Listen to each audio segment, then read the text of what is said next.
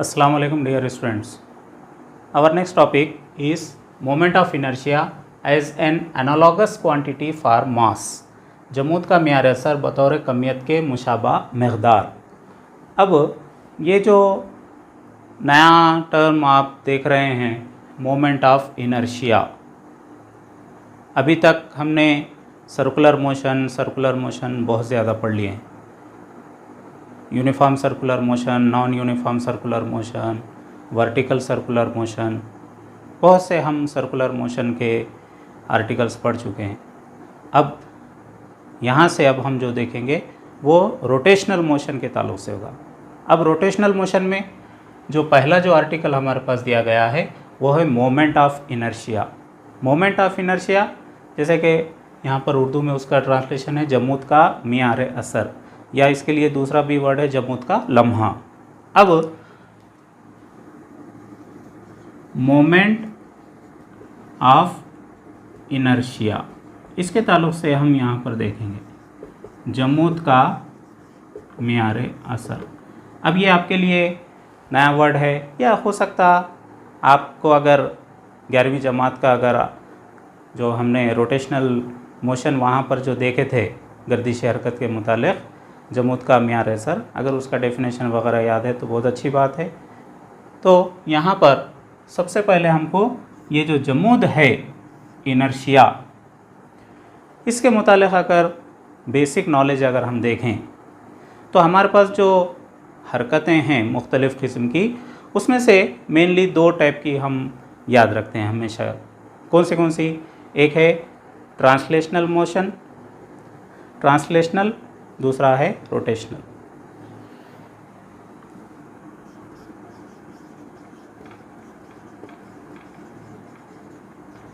Translational motion और दूसरा है रोटेशनल मोशन, यानी कि ये है इंतकाली हरकत या ख़ती हरकत के लिहाज से अगर हम इसको देखें तो ये इंतकाली हरकत, और दूसरा है रोटेशनल मोशन यानी कि गर्दिशी हरकत। अब इसमें दोनों में जो मुख्तलिफ़ टर्म्स हैं उसमें जो सिमिलैरिटीज़ हैं वो अगर हम यहाँ पर देखेंगे तो क्या क्या सिमिलैरिटीज़ हैं, किस तरह से क्या है। तो ये वर्ड जो हमारे पास आता है जमूद, तो जनरल जमूद को पहले समझ लेंगे, उसके बाद ये दो टाइप्स में किस तरह से दोनों के मुख्तलिफ़ जो टर्म्स हैं फ़िज़िकल टर्म्स उनको मुशाबा करेंगे। अब इंतकाली हरकत में ट्रांसलेशनल मोशन में जो जिस्म हरकत अंजाम दे रहा है उस जिस्म की जो कमियत है वो कमियत उसके जमूद की पैमाइश करती है। उसके जमूद की पैमाइश करती है का मतलब क्या हुआ कि वो उसको उसकी हरकत से रोकती है। अब हरकत से रोकती है इसे के लिए यहाँ पर अगर हम एक सादा एक एग्ज़ाम्पल देखेंगे कि एक दुबला पतला इंसान है और एक हेवी आदमी है, मोटा आम ज़ुबान में। अब आप बोलेंगे ये कौन सा एग्ज़ाम्पल है, तो अब दोनों की कमियतों के लिहाज से हमको समझना है यहाँ पर। अब ये दुबला पतला इंसान और ये मोटा इंसान, मोटा आदमी, अब ये दोनों को अगर एक साथ अगर हम भागने के लिए कहें, अब भागने के लिए अगर कहेंगे तो आप खुद बतला सकते हैं, आप खुद सोच सकते हैं कि कौन ज़्यादा रफ्तार से भागेगा, या कौन अगर कोई एक पर्टिकुलर मुकाम अगर दे दें यहाँ तक भागना है तो कौन वहाँ पर जल्दी पहुँच जाएगा। अब आप बोलेंगे कि ये दुबला पतला वाला इंसान पहुँच जाएगा बनिस्बत इस मोटे के। अब ये मोटा इंसान क्यों नहीं पहुँच रहा है, हालांकि वो भी इंसान ही हैं, वो भी कोशिश करेगा। तो उसकी हरकत को कौन सी चीज़ रोक रही है, वो है यहाँ पर उस जिस्म की कमियत। उसका जो मास है वो मास उसको रोक रहा है, रेजिस्ट कर रहा है, उसके मोशन को, उसके हरकत को वो अपोज कर रहा है, उसको रेजिस्ट कर रहा है, उसको उतनी हरकत करने से रोक रहा है। तब उसकी हरकत को रोक रहा है, उसको रेजिस्ट कर रहा है, दैट इज़ द इनर्शिया। उसी को हम क्या बोलेंगे? जमूद बोलेंगे। तो इंतकाली हरकत में, ट्रांसलेशनल मोशन में जो कमियत है वो दरअसल जमूद की पैमाइश है। अब इसी तरह से अगर हम रोटेशनल मोशन अगर लेंगे, गर्दिशी हरकत अगर लेंगे, तो गर्दिशी हरकत में भी एक ऐसी तबई मकदार होती है जो उसके जमूद की पैमाइश करेगी। यहाँ पर जैसे जमूद की पैमाइश कौन कर रहा है? यहाँ पर जमूद की पैमाइश कर रहा है उसकी कमियत, यानी कि मास। अब यहाँ पर जमूद की पैमाइश कौन करेगा? तो यहाँ पर गर्दिशी हरकत अंजाम देने वाले जिस्म की जमूद की पैमाइश जो तबई मकदार करती है, उस तबई मकदार को जमूद का मियार असर कहा जाता है। The physical quantity which opposes और resist that quantity is the moment of inertia. That is the moment of inertia, उसको कहते हैं जमूद का मियार असर। अब जो हम यहाँ पर जो देख रहे हैं दो तरह की हरकतें, अब मुख्तलिफ भी अगर हम देखें, जैसे यहाँ पर ट्रांसलेशनल मोशन में अगर हम सिंपली खती हटाओ अगर लें, लीनियर डिस्प्लेसमेंट, जिसको हम एस से ज़ाहिर करते हैं, वही यहाँ पर रोटेशनल में क्या हो जाएगा? वो हो जाएगा यहाँ लीनियर डिस्प्लेसमेंट, यहाँ पर हो गया वो एंगुलर डिस्प्लेसमेंट, राइट। जैसे कि हम सर्कुलर मोशन में इसका डेफिनेशन देख चुके हैं, इसका एक्सप्लेनेशन देख चुके हैं। एंगुलर डिस्प्लेसमेंट यानी कि जावियाई हटाओ, किससे ज़ाहिर करते हैं इसको? जी हाँ, थीटा से ज़ाहिर, अच्छी तरह याद है ना, थीटा से ज़ाहिर किया जाता है उसको। अब उसी तरह से यहाँ पर खती रफ्तार, यहाँ पर जैसे खती रफ्तार लीनियर स्पीड या वेलोसिटी, v, यहाँ पर एंगुलर वेलोसिटी, जावियाई रफ्तार, यहाँ पर ओमेगा, यहाँ पर खती इसरा यानी कि लीनियर एक्सेलरेशन a, यहाँ पर एंगुलर एक्सेलरेशन जावियाई इसरा अल्फ़ा। ये तो टर्म्स याद ही है आपको, थीटा, ओमेगा, अल्फ़ा, जो कि हम मुख्तलिफ में पढ़ चुके हैं।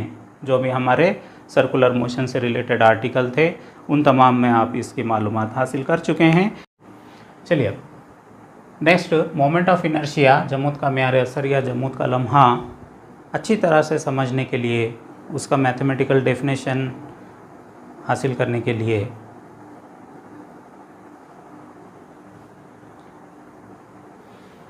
चलिए नेक्स्ट, मोमेंट ऑफ इनर्शिया, जमूद का मियार असर या जमूद का लम्हा, इसको अच्छी तरह से समझने के लिए और इसका मैथमेटिकल फार्मूला हासिल करने के लिए और इसका जो मेन डेफिनेशन है वो किस तरह से लिखा जाए, किस तरह से बयान किया जाए, इन तमाम चीज़ों को समझने के लिए हम रोटेशनल काइनेटिक एनर्जी हासिल करेंगे, जिसके ज़रिए से हम इस मोमेंट ऑफ इनर्शिया को आसानी से समझ सकें। अब रोटेशनल काइनेटिक एनर्जी हासिल करने के लिए हम एक ऑब्जेक्ट कंसिडर करेंगे। समझो कि ये इस तरह से एक बॉडी है, ऑब्जेक्ट है, और इसके समझो कि ये उसका एक्सिस ऑफ रोटेशन है, महवरे गर्दिश है। तो ये उसका एक्सिस ऑफ रोटेशन यानी कि इस महवर के अतराफ वो अपनी हरकत को अंजाम दे रहा है, इस तरह से गोल घूम रहा है, ये इस तरह से। अब ये किसी भी तरह का आप जिस्म ले सकते हैं। अब ये जो एक्सिस ऑफ रोटेशन है, ये एक्सिस ऑफ रोटेशन, अब इसके एक्सिस ऑफ रोटेशन के अब चूँकि ये एक ऑब्जेक्ट ऐसा है जो कि कई पार्टिकल्स से बना है, कई ज़र्रात से मिलकर ये जिस्म बना है। अब यहाँ पर हम अगर उन ज़र्रात को मुख्तलिफ़ कमियतों से अगर ज़ाहिर करें, जैसे कि इन ज़र्रात की कमियतें M1, M2, M3 dash dash dash dash और Mn हों, जैसे कि यहाँ पर हम n ज़र्रात वाला जिस्म अगर लें, यानी कि यहाँ पर जुमला जो ज़र्रात हैं वो कितने हैं, n हैं, यानी कि पार्टिकल्स कितने हैं, n पार्टिकल्स हैं। यानी कि हमको मालूम नहीं है एक पार्टिकल, दो पार्टिकल, तीन, चार, कितने ज़र्रात से मिलकर ये बना है, हमको उसकी सही तादाद का इल्म नहीं है, इसलिए हम उसके लिए जनरल क्या नोटेशन लेते हैं, n लेते हैं। अब इस महवर गर्दिश से, एक्सिस ऑफ रोटेशन से समझो कि यहाँ तक अगर हम लेंगे, समझो कि यहाँ पर एक पार्टिकल है, उसका एक ज़र्रा है जिसकी कमियत है m1 और महवर गर्दिश से उसका जो फासला है वो है r1। यहाँ पर हम उसका जो डिस्टेंस है एक्सिस ऑफ रोटेशन से, वो एक्सिस ऑफ रोटेशन से उसका जो डिस्टेंस ले रहे हैं वो r1 ले रहे हैं। इसी तरह से यहाँ पर एक ऑब्जेक्ट है समझो जिसका मास m2 है, जिसकी कमियत m2 है और जिसका एक्सिस ऑफ रोटेशन से डिस्टेंस r2 है, महवर गर्दिश से फासला r2 है। आप किसी भी तरह का यहाँ पर डायग्राम बना सकते हैं, यानी कि ये पार्टिकल इधर ले सकते हैं, इधर ले सकते हैं, कहीं पर भी ले सकते हैं। जैसे कि यहाँ पर अगर आप लिए ये M3 और ये R3, कितने भी कई हैं, जैसे कि अब यहाँ पर हम ले रहे हैं ये Mn जिसका डिस्टेंस कितना होगा, Rn होगा, और ये सब इस एक्सिस ऑफ रोटेशन के अतराफ में इस तरह से घूम रहे हैं। Suppose its angular velocity is omega and as the angular velocity remain constant. अब यहाँ पर ये जो पूरा जिस्म है जिसकी जो ज़ावियाई रफ्तार है वो मुस्तकिल रहेगी और हर एक जो पार्टिकल रहेगा, हर एक जो ज़र्रा रहेगा, उनकी जो लीनियर वेलोसिटी है, जो ख़ती रफ्तार है, वो मुख्तलिफ होगी। जैसे कि यहाँ पर अगर M1 है उसकी V1 रहेगी, M2 है उसकी V2 रहेगी, M3 है उसकी V3 रहेगी। तो इनके ये हो गए मासेस, कमियतें, उनके महवर गर्दिश से फासले R1, R2, R3 dash dash dash dash Rn। तो अगर हम इनके ट्रांसलेशनल काइनेटिक एनर्जी अगर देखें,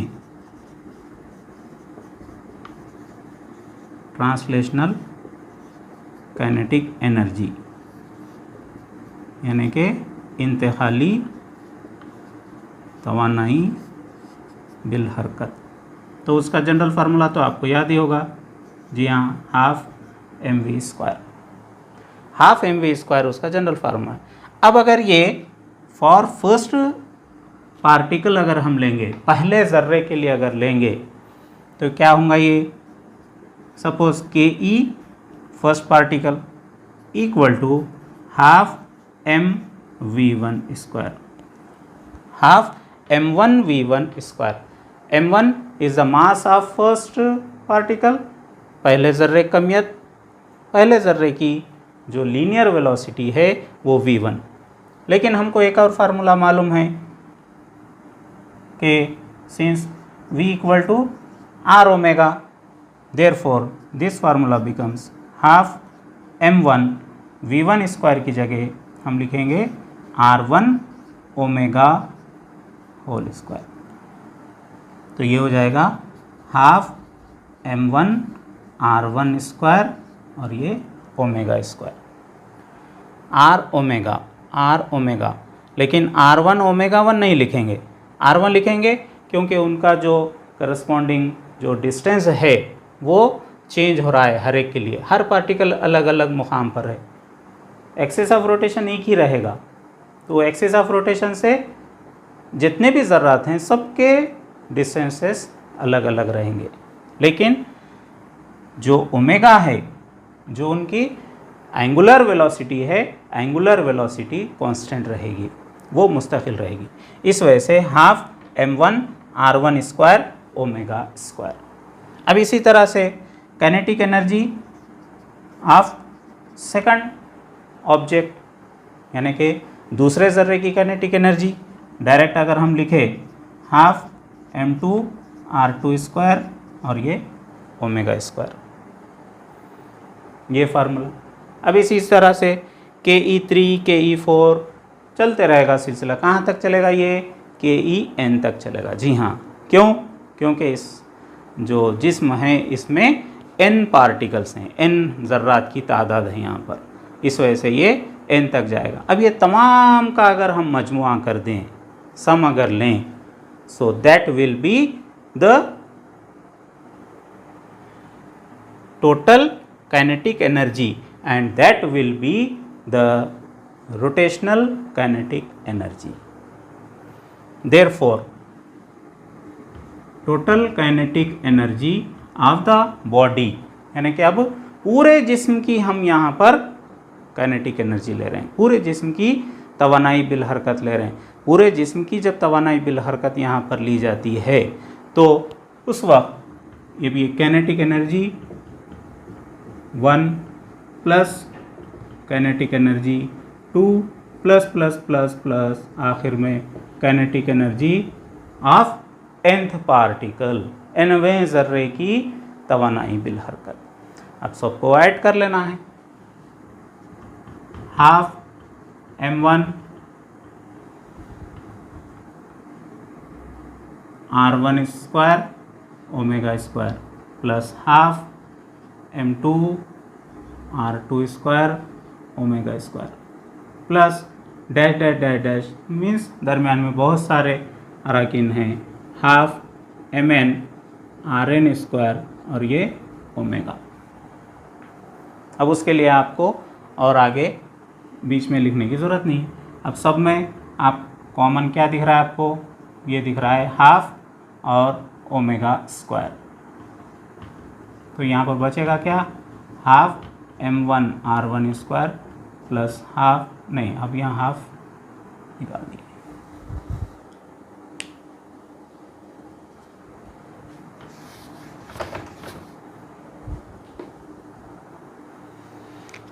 अब यहाँ पर कॉमन क्या निकलेगा? वो निकलेगा हाफ और ओमेगा²। बचेगा क्या? m1 r1² plus m2 r2² plus dash dash dash dash mn rn²। अब इक्वल टू हाफ ओमेगा² और ये जो पूरा टर्म है उसके लिए लिखा जाता है I। So this will be half I omega. So the rotational kinetic energy, अब यहाँ पर पूरे जिस्म की जो गर्दिशी तवानाई बिल हरकत है वो गर्दिशी तवानाई बिल हरकत हाफ I ओमेगा²। जिस तरह से जो ट्रांसलेशनल काइनेटिक एनर्जी थी हाफ mv², अब यहाँ पर रोटेशनल काइनेटिक एनर्जी, क्योंकि हमने सबको जमा कर लिया है, सबको ऐड कर लिया है, सबको जब ऐड कर लेते हैं हम तो वो बन जाती है रोटेशनल काइनेटिक एनर्जी। और रोटेशनल काइनेटिक एनर्जी का फार्मूला आया है हाफ I ओमेगा²।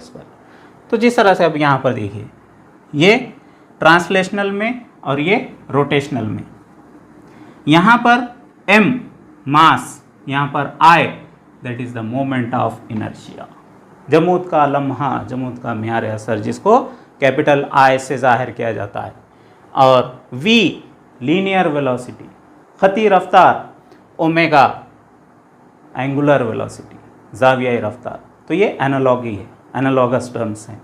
तो ये मास और यहाँ पर I यानी कि मोमेंट ऑफ इनर्शिया।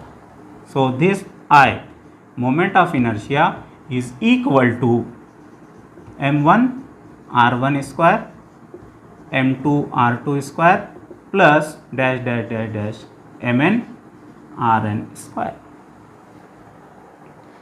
अब इसका जनरल क्या बोल सकते हैं आप कि हर एक टर्म के दरमियान में प्लस है, उसके बाद हर एक में मास है और हर एक में उनके जो एक्सेस ऑफ रोटेशन हैं उनसे डिस्टेंस का स्क्वायर है।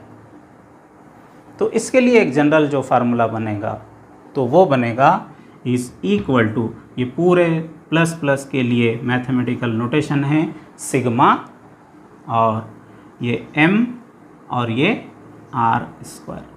अब ये 1 2 3 4 से लेकर n तक है, उसके लिए मैथ्स में लिखा जाता है I equal to 1 to n, यानी कि ये फर्स्ट टर्म रहेगा और ये ऊपर वाला लास्ट टर्म रहेगा। और ये m, अब ये 1 2 सबके लिखने की बजाय यहाँ पर लिखेंगे I और यहाँ पर लिखेंगे I। So general formula sigma I equal to 1 to n mi/ri square. तो मोमेंट ऑफ इनर्शिया का जो जनरल डेफिनेशन है वो इस तरह से रहेगा कि moment of inertia of a rotating body can be defined as, यानी कि जमूत का म्यार असर, जमूत के लम्हे की तारीफ इस तरह से होगी कि किसी भी गर्दिशी जिस्म के लिए उस जिस्म के तमाम ज़र्रात की कमियतों और महवरे गर्दिश से उनके फासलों के मुरब्बे के हासिल ज़रब का मजमुआ, ये कहलाता है उस महवरे गर्दिश के अतराफ जमूत का मियार असर या जमूत का लम्हा। अब अगर हम इसकी इकाइयाँ अगर हम देखेंगे, so this will be I equal to this formula. अगर उसकी CGS इकाई अगर हम देखें तो मास यानी कि ग्राम और ये distance square, so this will B centimetre square. और उसकी SI इकाई अगर देखें जिसको MKS भी कहा जा सकता है, तो मास के लिए किलोग्राम और ये डिस्टेंस के लिए मीटर स्क्वायर। उसी तरह से उसके आबाद अगर हम देखेंगे डायमेंशंस, तो डायमेंशन क्या रहेंगे उसके, ये किलोग्राम और ये मास के लिए MLT की सूरत में अगर हम लिखें, मास है क्या है, कितना पावर है, यहाँ पर कुछ भी नहीं है इसलिए यहाँ पर M1 लिखे तो चलेगा, नहीं भी लिखे तो चलेगा, M भी लिख सकते हैं। ये metre is used for the length और ये उसका स्क्वायर है इसलिए स्क्वायर। और हियर नो टाइम, यानी कि कोई यहाँ पर सेकंड का जिक्र नहीं है इसलिए यहाँ पर उसके बाद रहेंगे डायमेंशंस रहेंगे M1 L2 T0। चलिए, अब ये तो होगा ऐसे अजसाम के लिए जिसमें कि जो ज़र्रात हैं वो मुख्तलिफ़ कमियतों वाले हैं, अलग-अलग कमियत की तकसीम वाले हैं।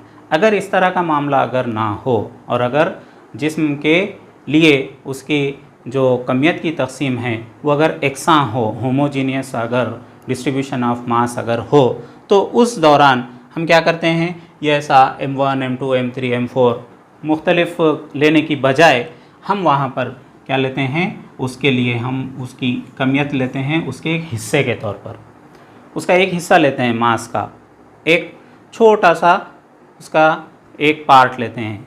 अगर समझो कि उसकी जो उस छोटे से हिस्से की अगर कमियत अगर DM ली जाए और महवर गर्दिश से फासला, चूँकि हर एक की अगर मास सेम हो, कमियत अगर एकसां हो, तो महवर गर्दिश से जो फासले हैं उसको भी इक्वली डिस्ट्रीब्यूटेड अगर कहा जाए तो वो R अगर हम डिस्टेंस लेंगे तो I का जो ये फार्मूला बनेगा वो सिग्मा की बजाय अब यहाँ पर सबका इंटीग्रेशन करेंगे। इंटीग्रेशन का भी मतलब होता है कि सबको जमा करना, सबको एक जगह करना।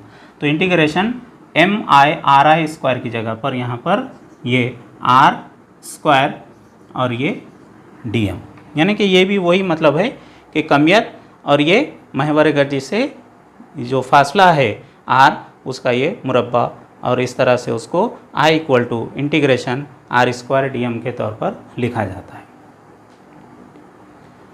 तो इस तरह से ये जमूत का मियार असर या जमूत का लम्हा।